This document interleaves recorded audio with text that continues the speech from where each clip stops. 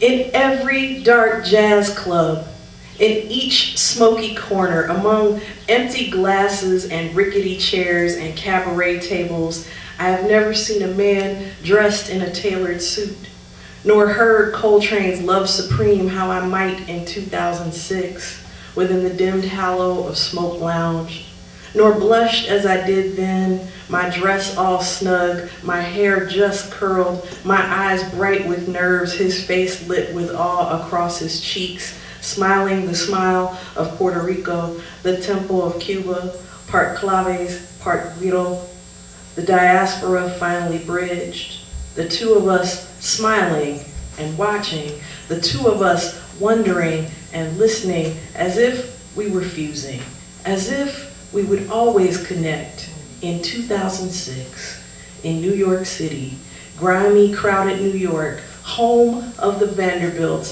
some buried nearby, close to this uptown flirting in the Bronx. Oh Jesus of colonizers, oh Jesus. And then, yeah.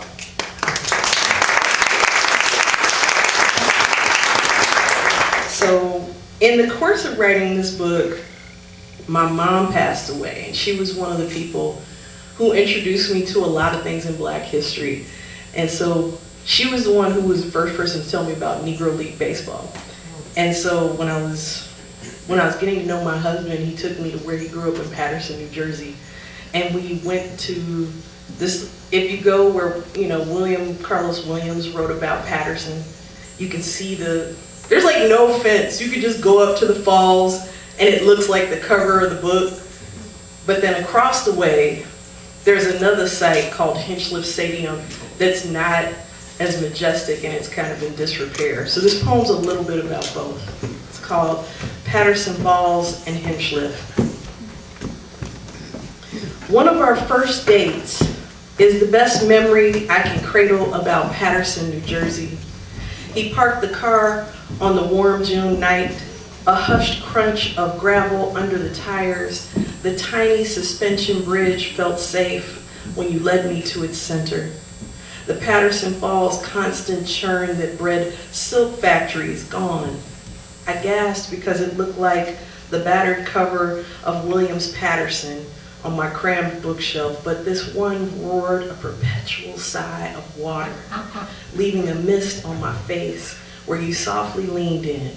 And I was not afraid on this tiny bridge above a high drop and water rushing white.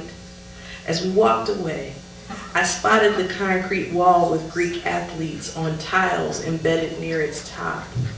When I asked, "What is this abandoned place?" with a sign that reads Hinchliffe, you said it was a Negro League stadium. And I imagined Satchel Paige pitching and Minnie Minoso in his prime and my quick squeeze on your arm. And a smile was all I needed to convince you to climb through the folded back tear in the chain link fence with me. I stared at the silent empty field around us, new trees, slender and slightly taller than us, sprouting in the modest bleachers. There's a history I cannot write when decaying, forgotten places cling to the present. There is a history I thought we could write, but those early drafts were scrapped.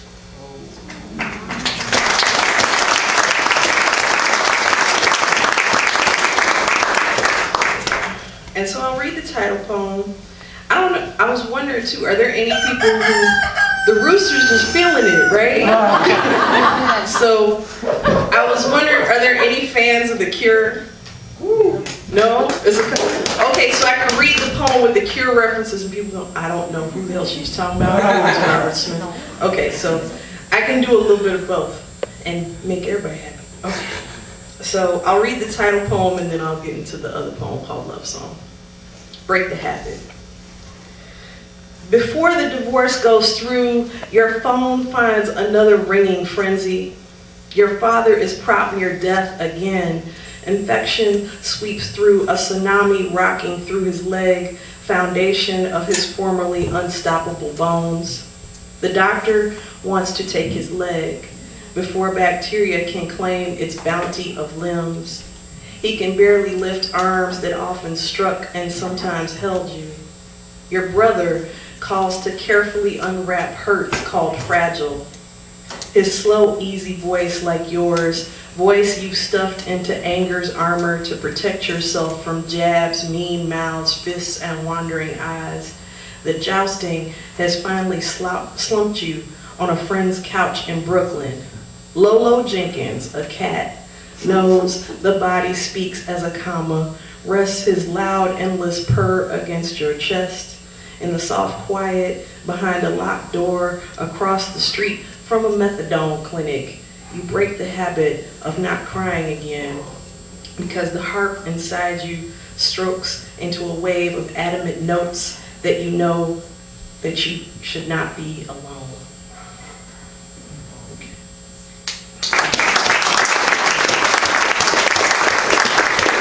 So, on a lighter note, I had a friend who came to visit me from Philly. She's originally from Philly. I was living in New Jersey before I decided to go to my PhD program and say, I'm out. I don't care if my ex-husband ain't around no more. So, so she says, come and spend Christmas with me and my family. You know, we'll go and make, I can't remember, what's the drink?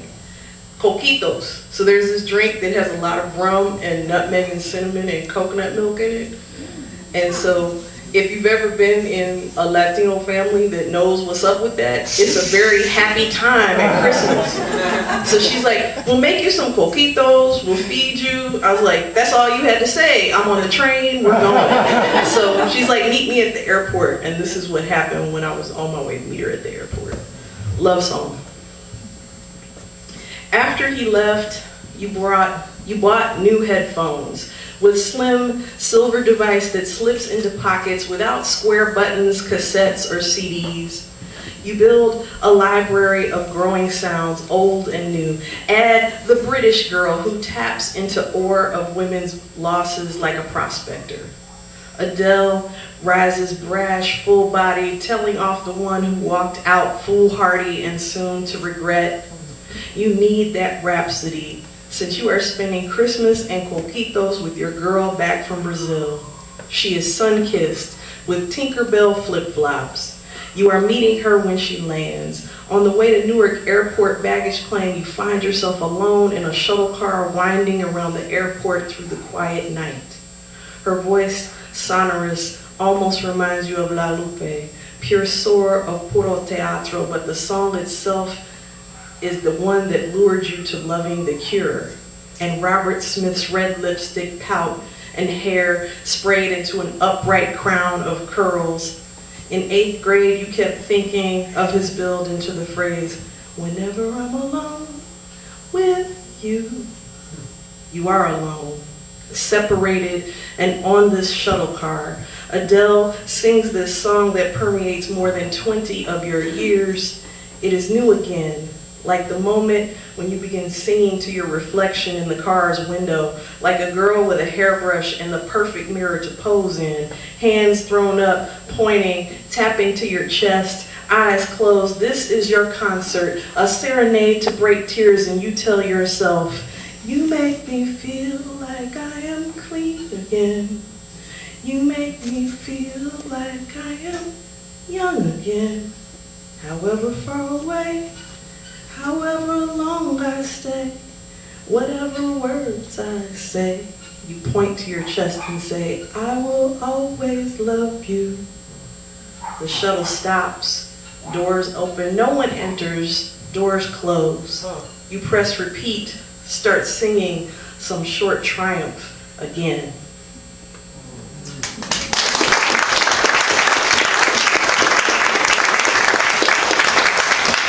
All right, a funny poem, because, you know, I celebrate women of all body types, and we have particular struggles. I wrote this poem. It's called The Futility of Bras.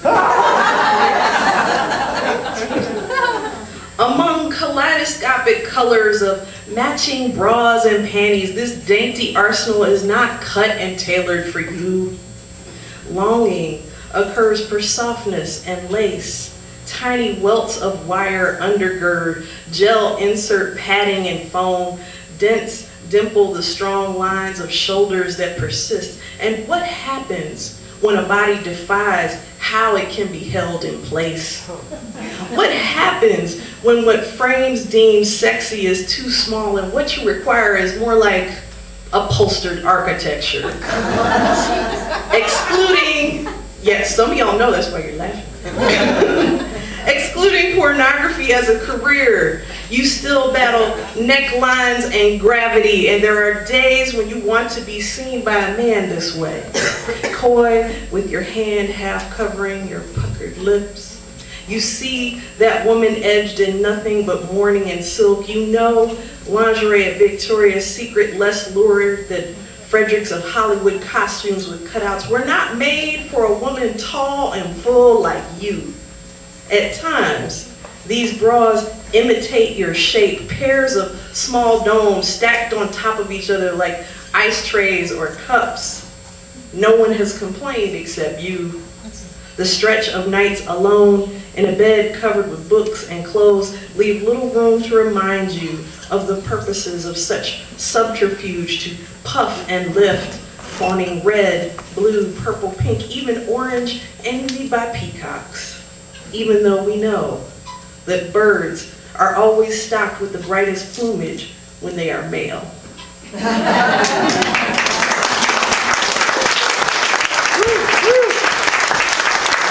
if you ever watch nature documentaries, the birds with all the fly feathers that are colorful, they're the male birds. The women are like earth tone feathers. Like, no, you gotta impress us. Nothing happens without us. You're gonna come over here and make it happen. Okay. So,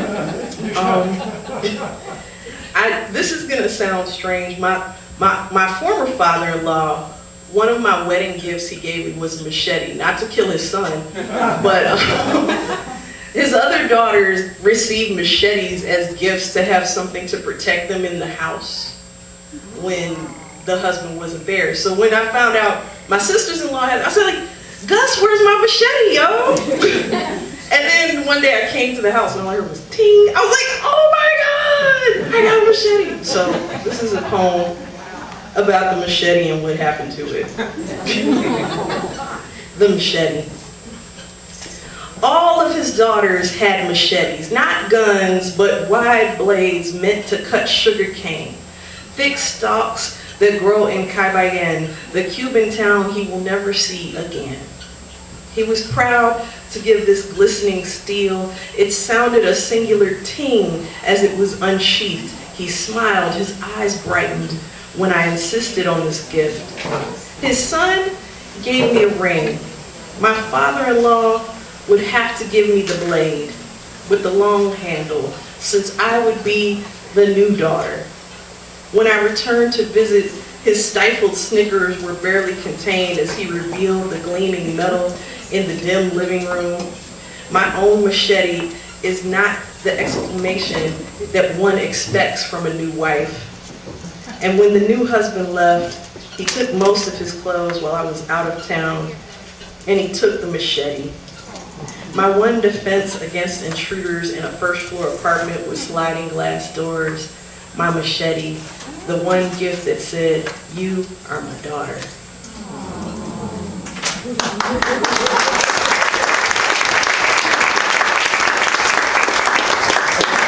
I'm trying to find something happier tonight, and then I'm going to try to close out and move into something else. Okay, so any entomology fans, bug fans?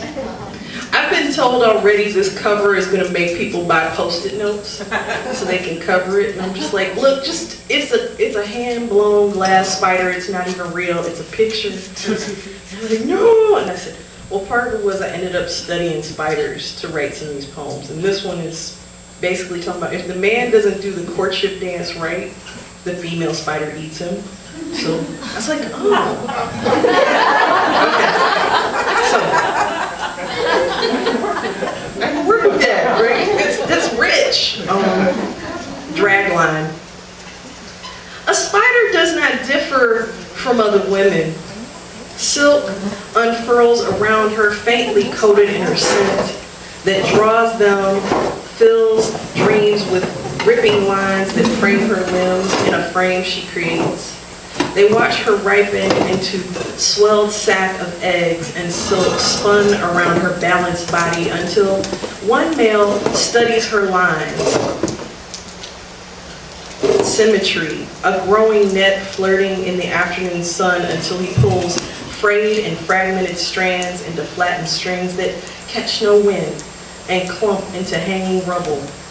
She is not the first woman to lose canvas or poem that came freely.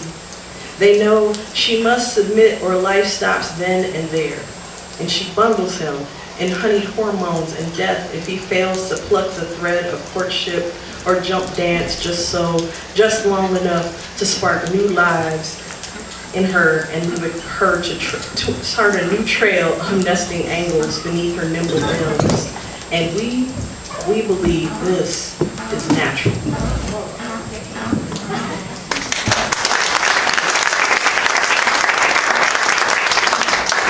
So how am I doing? Okay, I'm gonna read. I mean, you're doing all right. Okay.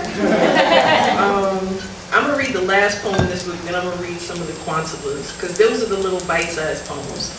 And this one is it's a golden shovel, which is a new form. They're coming out with an anthology of them. I think it's University of Arkansas Press. And basically, it was kind of inspired by Gwendolyn Brooks and the We Real Cool poem, where it's the 7 pool players at the golden shovel. But Terrence Hayes wrote this poem where all the N-words of his poem are the words to her poem. So kind of like everybody started taking pieces of Gwendolyn Brooks' poems and it would be the N-words. So mine is a poem called Go. And the N-words are, my last offense is the present tense. It little hurts me now to know I shall not go.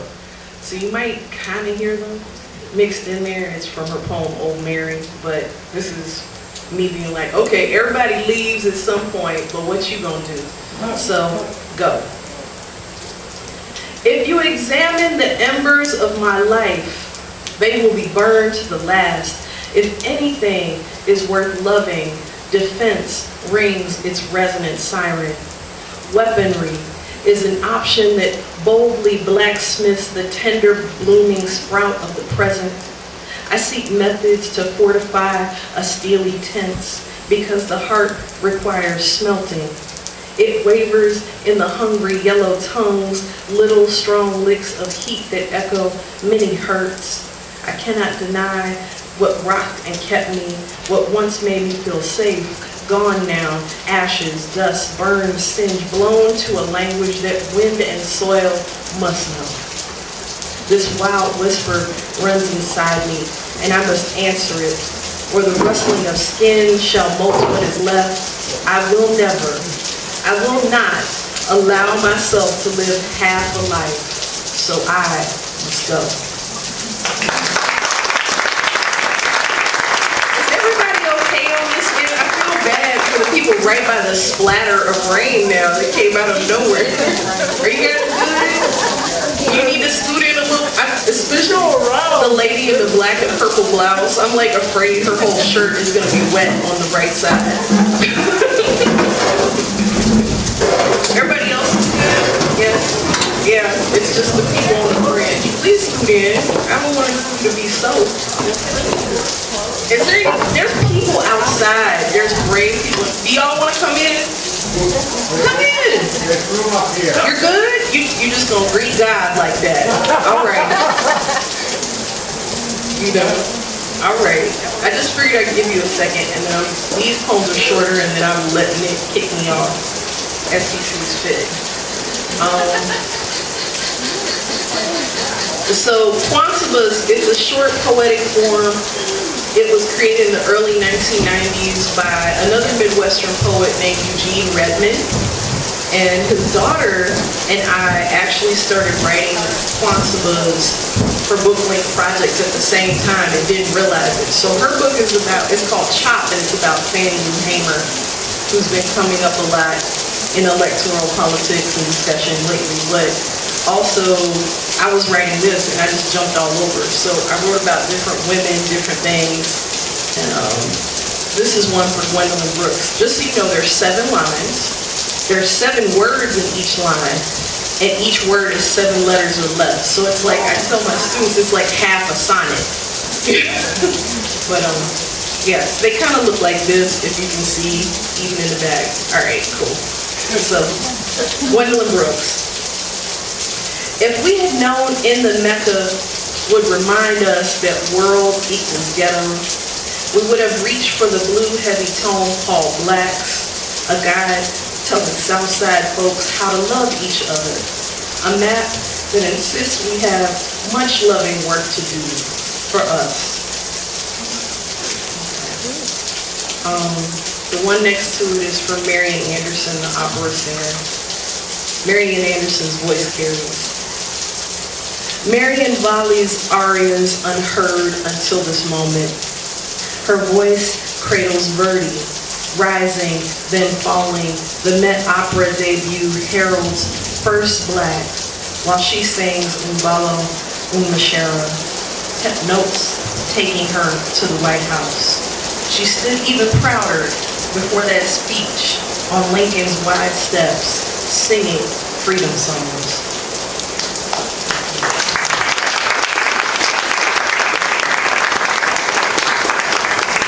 So there's a lot of poems in here about hip-hop figures. I'm just going to read about the women tonight because I'm feeling women right now. Like, get it! Sister Howard! I'm in the nun's house tonight! Anyway, okay. So this one is for Tina Turner. When a nutbush girl loses a mother at 17 and claims a mother gone, her heart roars through her throat once. And there's no taking that voice back. No fist crushes and no box contains what flowers lotus stands on ageless legs, a living guide for divas to come.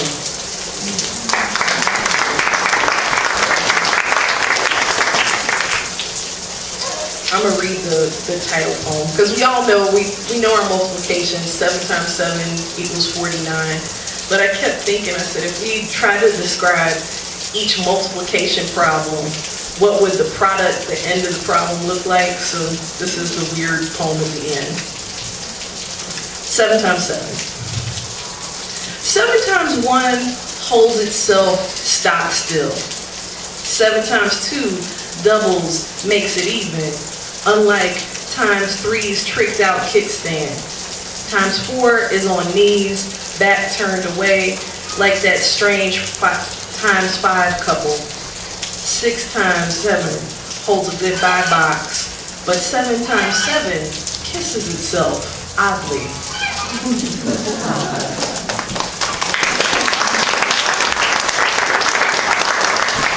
And I'll close with this. I wanted to do a short series of linked quants because I was thinking about Linda Jennings' My Life, where she was like chronicling bits of her life. So this is probably gonna be a work in progress, but for now it's just 5 little short ones. The autobiography suite in progress. 7. You see parents where others see black sock and white sock. A pair mated to make you and the hump pushing you from the only child to big sister, only girl, basket of eggs, not bearer of the family name, meant for skirts, singing to moons, putting pins in maps. 16. Virgin looked like broken ring shoved to the back of a drawer. Avoid telling your mother that pyro sounds like kiss, pop, boom, that creeps its shutter, rush through your pelvis and chest. She made you in such fluent heat. You learn this tongue leaves you, a popped kernel. 25. My torch of ire made itself plain. A man took me on and off like a pair of pants. I sifted through books, knowing what would lift my head, heavy from stone pressed into my brain. Blues songs on repeat way down each sunrise again. 34.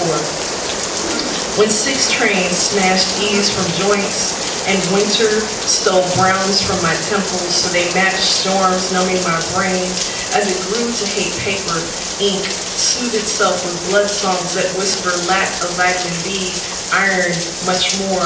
I curl like wet hair, a curved note. 43. I scaled the ivory tower, not white helmets, found muscles I never thought I had. I am looking past 3 short years when the last 2 decades blinked shut and brought me here. Swept away fog that slowed me as death turned common, clear, urgent, and ready to raise these fists.